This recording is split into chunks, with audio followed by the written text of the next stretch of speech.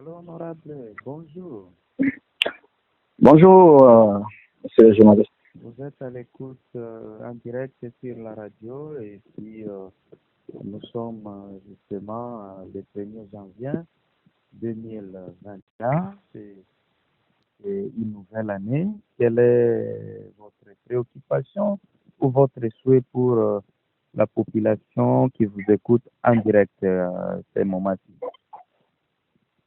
Merci beaucoup, monsieur le journaliste. C'est pour moi un honneur. C'est pour moi un plaisir. C'est aussi pour moi une occasion en or pour pouvoir d'abord rendre grâce à Dieu qui nous a protégés tous pendant ce moment très difficile. Mais aussi, dans l'autre temps, penser, compatir et présenter toutes les condoléances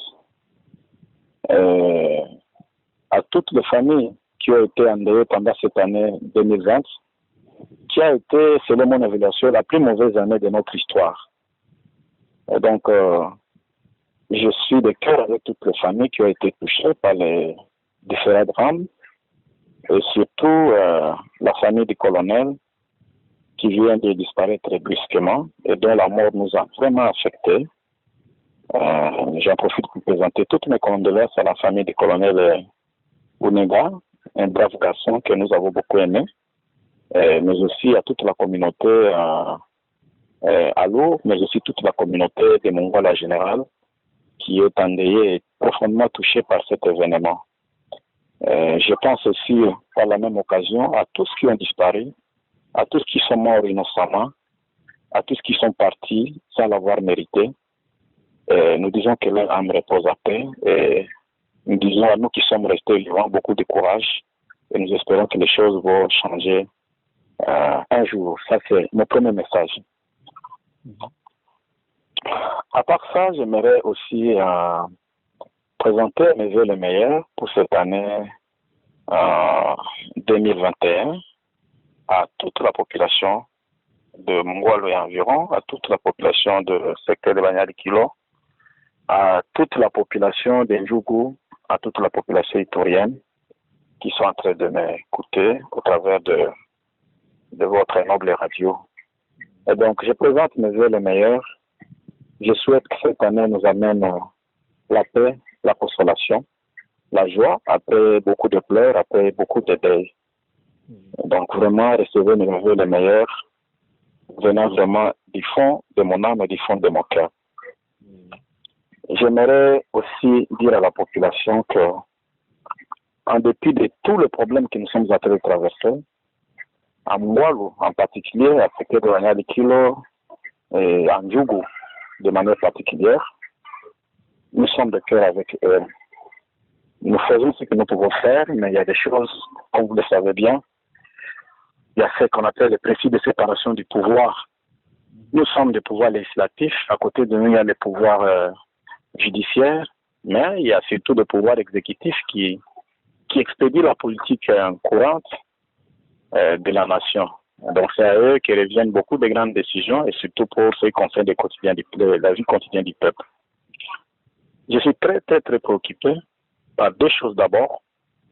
La première est la sécurité qui tend quand même à se stabiliser, mais nous déplorons lorsqu'il y a encore des cas où nous écoutons, il y a eu incursion ici, on a abattu terre sur la route, tel que c'est le dernier cas ici qui est arrivé avec le colonel Nega. Je suis en train de profiter de dire à mes frères qui avaient pris les armes et qui s'étaient livrés à des actes injustifiés, et chaque chose a son temps. Chaque chose a son temps, ce temps-là est révolu et il faut qu'on rentre à la conscience normale et qu'on revienne à notre vie normale comme le passé. Qu'on cohabite, qu'on cultive, qu'on travaille, qu'on fasse le commerce et qu'on se livre à toutes nos activités, qu'on essaie de relever le nombre d'années qu'on a eu à perdre parce que cette histoire de guerre a commencé pratiquement vers 2017 pour s'accentuer ici en 2020 pour faire disparaître des villages entiers, des groupements et même des secteurs. Donc j'en appelle à nos frères des Codeco ainsi que tous les autres éléments, les groupes armés, de revenir à la bonne conscience, de saisir l'occasion qui leur est offerte pour la paix et de ne pas entrer avec cette mauvaise pratique l'année prochaine, donc dans l'année donc cette année ici, 2021, qu'on puisse laisser cette mauvaise pratique de 2020 et qu'on aborde la vie un peu autrement, qu'on rentre à la normale et qu'on laisse les gens se liguer, donc se livrer à leurs activités quotidiennes. Donc voilà, ce qui concerne la sécurité, et j'encourage les différents services de sécurité, l'armée, la police, les différents services qui travaillent pour la sécurité. Je sais que la tâche leur est très difficile, mais je les encourage à continuer à travailler pour le bien du peuple et surtout à bien faire appliquer les mesures qu'on a prises contre le Covid sans en profiter pour faire du mal au peuple. Donc, que ce qui soit des couvre-feux, que ce qui soit des restrictions, que le chef de l'État après ne soit pas une occasion pour certains éléments indisciplinés de tracasser le peuple, de ravir les biens déjà par-ci par-là. Ça, c'est pour ce qui concerne la sécurité. À ce qui concerne ma deuxième grande préoccupation, c'est la préoccupation de la route de Mungwalu. La préoccupation de la route de Mungwalu. La route de Mungwalu, selon la version du gouvernement provincial, telle que livrée par la bouche autorisée au travers, en l'occurrence, le ministre des Infrastructures, il a été dit qu'une société, je crois, Titan, avait le contrat pour réparer cette route-là. C'est là ce que nous apprenons. Ils sont déjà, je ne sais pas moi, au-delà de Syrie, tout ça, et qu'il reste quelques kilomètres très problématiques. Nous accordions ces bénéfices je dirais quoi, de climat, parce que on ne peut rien faire pendant la saison des pluies. Maintenant que la pluie sort de la place au soleil, nous savons notre saison, donc nous espérons que le mois de janvier, février, nous serons en plein soleil. Et donc rien ne va justifier à ce que ce route ne soit pas réparé jusqu'à Mungwalu. Rien alors. D'autant plus que nous avions deux contraintes, deux forces majeures. Il y avait l'insécurité et ensuite il y avait cette histoire de la pluie. Maintenant, la sécurité, les enfants du terroir commencent à prendre conscience pour essayer eux-mêmes de revenir dans le bon sens, mettre un peu la sécurité. Et maintenant, la pluie aussi est en train de disparaître. Et donc, j'en exhorte, au travers de votre radio, toutes les autorités concernées, à l'occurrence les autorités provinciales, qui ont la charge d'entretenir cette route, de profiter de cette occasion, le soleil va apparaître bientôt, et de bien vouloir achever cette route pour que les gens quittent Bunia, Mungwalu, sans des difficultés, à 3 heures du temps, quelqu'un peut quitter Bunia pour arriver à Mungwalu. C'est ce que nous attendons. Et donc, je ne vois pas ce qui justifierait le reste. Et donc, si cette période du soleil passe sans que cette route soit réparée, et donc c'est le gouvernement provincial qui sera tenu comme responsable avec la société avec laquelle il avait signé le contrat. Et là, toutes les conséquences seront tirées. Je rappelle que nous avons un contrat social. Le contrat social, c'est que l'État a des services qu'il donne à la population et la population, en contrepartie, doit payer les taxes, les impôts pour faire vivre l'État. C'est un contrat social. Et donc, si l'État, au travers du gouvernement provincial, n'accomplit pas son rôle, celui de réparer cette route de Mungwalu et de mettre la population de Mungwalu dans les conditions d'être productif et de vivre paisiblement, et donc nous n'aurons pas d'autre choix que d'accompagner les initiatives de la société civile et des autres forces civiles qui sont déjà en train de crier à les civiles fiscales. Donc, si ce contrat n'est pas respecté, nous, en tant qu'élus du peuple, n'aurons pas autre choix que d'accompagner ce que la société civile dit et ce que le peuple est en train de dire, autant donné que nous sommes élus du peuple. Mais je ne veux pas qu'on en arrive là. J'aimerais que le gouvernement provincial le fasse le plus vite pour rattraper ce grand retard par rapport à la réparation de cette route.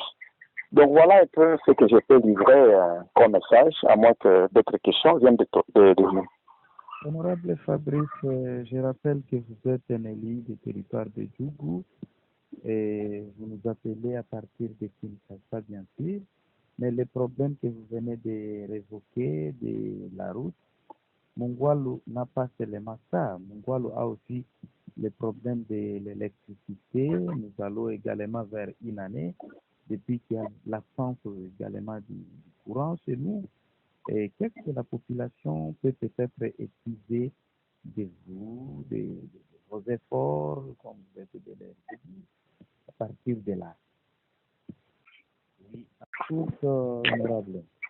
Ok, donc je disais que j'en avais discuté avec le gouverneur, qui d'ailleurs avait fait une intervention auprès des autorités de Sokimo pour demander qu'est-ce qu'il fallait pour que ce courant se rétablisse. Parce que n'oubliez pas que cette ligne a été réhabilitée bien sûr par MGM, cette ligne électrique, mais c'est à la disposition une base de Sokimo qui s'occupe de l'électricité. Et donc, comme cette démarche que j'avais faite lors des dernières vacances parlementaires est restée lettre morte, c'est-à-dire qu'il n'y a rien qui a été fait, je projette venir bientôt. Et pour votre gouvernement, vous devez savoir que nous sommes en vacances parlementaires depuis le 15 décembre. Mais il nous a été demandé de rester un peu parce qu'il y a une session extraordinaire qu'on peut convoquer pour essayer de mettre à place ce nouveau bureau après que l'ancien bureau ait été déchu tel que vous l'avez suivi. Et donc, nous sommes là encore à Kinshasa en train d'attendre cette possible session extraordinaire pour élire les bureaux. Mais aussitôt que cela sera fait, je pense que nous allons descendre sur le terrain. Nous serons sur le terrain et j'ai envisagé même, dans la mesure du possible, si l'état sécuritaire le permet, de faire mon rôle pour m'imprégner des choses qui sont là-bas, personnellement, parce que ça fait pratiquement 6 mois que je ne suis pas arrivé là-bas. Et donc, je crois que Dieu va nous prêter vie. Je pense aussi que les autorités vont travailler pour la sécurité, pour que ça nous permette au moins d'arriver à mon rôle. Je sais aussi que tous ce qui sont acteurs dans l'histoire de l'insécurité sont en train de revenir à la raison pour ne pas continuer à endeuiller la population. Et je pense que nous allons, à 2021, retrouver le chemin normal. Nous l'espérons bien. Et donc, dès que j'assurerai là, je pense que je vais en profiter pour essayer de voir avec les autorités de Sokimo, face à face, parce que de loin, peut-être qu'il y a des aspects qu'on ne peut pas bien discuter. Voir aussi avec les services de sécurité pour voir ce qu'on peut faire pour que finalement qu'on puisse résoudre ces problèmes d'électricité à Montréal. Voilà.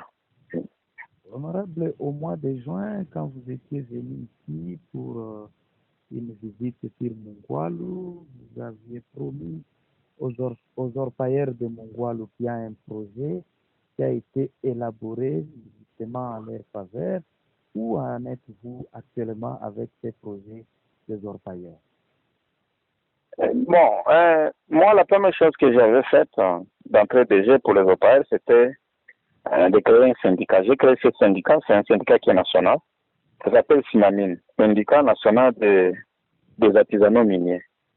Et donc, quand on parle d'exploitation artisanale, il s'agit de l'or, mais il s'agit aussi de beaucoup d'autres métaux précieux et des minéraux précieux. Et j'ai élargi la vision sur l'ensemble de la nation, c'est pourquoi c'est le syndicat national. Et donc, nous avons les statuts notariés, nous avons les F90, donc les ténadiers des personnalités juridiques. Et au moment où je vous parle de cette histoire se trouve à Mongwalu, parce qu'il y avait un comité provisoire qui était resté là-bas. J'étais moi-même le président, mais il y a un vice-président qui était resté, à la personne de M. Tamulé, accompagné de tous les staffs qui sont là-bas. Il y a un grand staff, il y a un grand staff là-bas pour le compte des syndicats, les papas Alain, les papas Lou, les Itabani, disons, les Molambaï. Il y a plein de gens là-bas qui devaient, en principe, se saisir de ce document et essayer de mettre les structures pour défendre de manière valable les causes des orpailleurs, de manière légale. Et donc, je signale aux orpailleurs qu'il y a un syndicat, qu'il y a un syndicat avec tous les documents, l'équivalent de personnalité juridique. Et donc, aujourd'hui, la cause des orpailleurs peut être défendue à tous les niveaux de manière valable. Mais sinon, il est question seulement des acteurs, étant donné que nous ne sommes plus là. Et donc, il fallait que les nouveaux acteurs puissent se saisir de cette structure et puissent placer des personnes capables d'animer et même voir des défenseurs judiciaires ou des avocats par rapport à ça. Donc, ce projet, je l'ai fait et ça se trouve à Mongwalu, ça se trouve sur place là. Les questions à l'équipe là-bas de s'organiser parce que il m'est difficile d'être en amont et en aval. Vous m'avez déjà envoyé ici, j'ai fait les choses ici et là, il faut qu'il y ait des gens qui justement peuvent commencer à faire ça. C'était ça la première chose. La deuxième chose, évidemment, il était question de voir cette histoire d'exploitation minière d'arriver sans Guinée parce qu'il n'est pas caché que MGM est en train de boiter, ça c'est clair, tout le monde le sait. Il n'y a pas question de tergiverser par rapport à ça. Mais néanmoins, MGM disait qu'il cherchait les partenaires, tout ça, mais nous avons un cas de force majeure qui est l'insécurité à ce jour. Et le deuxième cas de force majeure, c'est bien sûr le Covid-19. Et donc, il est difficile dans le contexte de l'insécurité du Covid-19 d'espérer avoir les investisseurs venir aussitôt. Voilà un peu. À part ça, peut-être aussi les stabilités politiques telles que nous sommes en train de les vivre, telles que vous êtes en train de les constater. Ce sont là des choses qui ne concourent pas à ce qu'on ait des investisseurs sérieux maintenant sur Mongolou. Une fois la situation de Covid-19 stabilisée, une fois l'insécurité stabilisée et une fois des climats politiques plus ou moins stables, on peut espérer avoir des investisseurs sérieux venir à Mongolou et résoudre les différents problèmes qu'il y a. Je suis un peu, je dirais, un peu déconnecté par rapport aux situations de coopératives, comment ils évoluent à Mongolou, qu'est-ce qui se passe juste, tout ce qui se passe dans les différents sites miniers, parce que il n'y a pas une structure d'interface qui puisse nous donner les informations viables à tout moment. Et donc, on ramasse les informations gauche à droite. C'est pas comme quand j'étais moi-même là, parce qu'il y avait une structure, à l'occurrence les syndicats des orpailleurs, par qui on pouvait canaliser des informations de manière sûre aux autorités, parce que nous faisions d'interface. Et donc, j'en appelle à la conscience, au réveil de confiance par rapport à cette structure-là, pour continuer à faire le travail que nous faisions en défendant la cause des Européens et en nous donnant les informations au temps convenables pour que nous puissions chaque fois faire ce que nous pouvons faire à notre niveau. Et je signale que je suis député national, je traite plus les questions d'ordre national et qu'il y a à côté là les députés provinciaux, mais aussi les autorités locales, et chacun doit faire son travail à son niveau. Il y a des attributions qui reviennent aux autorités locales qui sont sur place là-bas. Il y a des choses que les autorités provinciales doivent faire, il y a des choses que les députés provinciaux doivent faire, et enfin, il y a des choses que nous, en tant que députés nationaux, nous devons faire. Donc voilà. Oui. Alors, peut-être un dernier mot pour tes amis qui vous écoutent cette heure-ci. Je suis très ému à cause de mes élus, très ému. L'année 2020 a été la plus mauvaise année selon mes évaluations. C'est le pire des années où nous avons vécu tous les maux et toutes les difficultés. Malheureusement, ces choses ne sont pas encore totalement à leur terme parce que nous sommes appelés de notre frère qui vient de disparaître. Un garçon courageux. C'est une grande perte parce que demain nous pouvions voir un autre général dans les rangs des jeunes Itouriens qui sont devenus généraux parce qu'il était à la porte. Mais là, nous avons fait une pause. Je suis très ému. Je compatis avec ma population. Je l'aime. Seulement, comprenez que le contexte politique dans lequel nous sommes entrés est vraiment très sombre. Mais aussi, il y a des choses qui dépendent de nous et il y a des choses qui ne dépendent pas de nous. Mais croyez-nous, la main sur le cœur, que nous faisons ce que nous devons faire et que nous passons vraiment à notre population. Et je crois, par la grâce de Dieu, parce que tout dépend de lui, s'il ouvre le porte, je tâcherai de venir passer quelques jours à la base et essayer de communier avec la base, savoir de près ce que je suis en train d'écouter de loin. Donc, merci encore une fois, mes meilleurs vœux à toute la population, à toutes les autorités de Mongolou, de Djougou, de la province, de l'Ituri, aussi à toute l'équipe de journalistes qui sont en train de rendre un excellent travail pour la population.